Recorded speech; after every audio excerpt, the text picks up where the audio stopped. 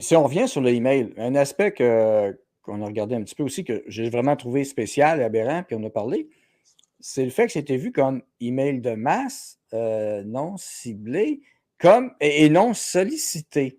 Ouais. Comment tu vois ça? Parce que c'est comme si je prends une Ben, lettre à la poste, j'envoie ça à quelqu'un, puis quelqu'un me poursuivrait, dit: «Hey, tu m'as envoyé une lettre dans ma boîte à mal, puis je ne l'ai pas demandé».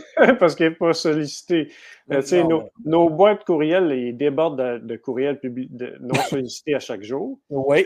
Pour ce qui est du courriel de masse, l'Université Laval ne m'a jamais dit à partir de combien de destinataires c'était un courriel de masse. Moi, je Mmh. l'ai envoyé aux dirigeants de l'université. Quand même. 91 adresses, tout le monde savait qu'il l'avait reçu. Bon. Donc, je n'avais rien à cacher. En Ils m'ont, transparence. toute transparence.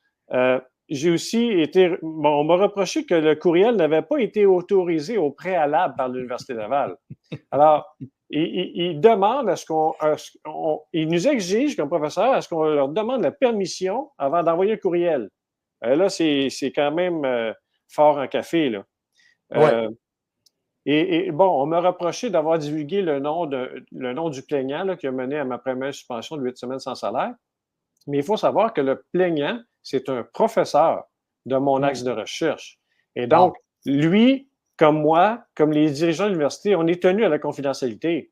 Donc, quand l'information circule entre nous, ben, il n'y a pas de fuite, il n'y a pas de divulgation publique. Hein? Non, Ça reste entre nous. ça n'a pas Et été moi, dans les médias, là, ça n'a pas été et, propagé en dehors, là. et moi, j'ai donné l'information aux dirigeants justement pour qu'ils sachent que c'est vraiment un chercheur de mon axe de recherche qui a, au lieu de venir me voir et d'engager la discussion avec moi, eh bien, il a préféré porter plainte et jouer la victime et en fait chercher à me nuire le plus possible à ma carrière.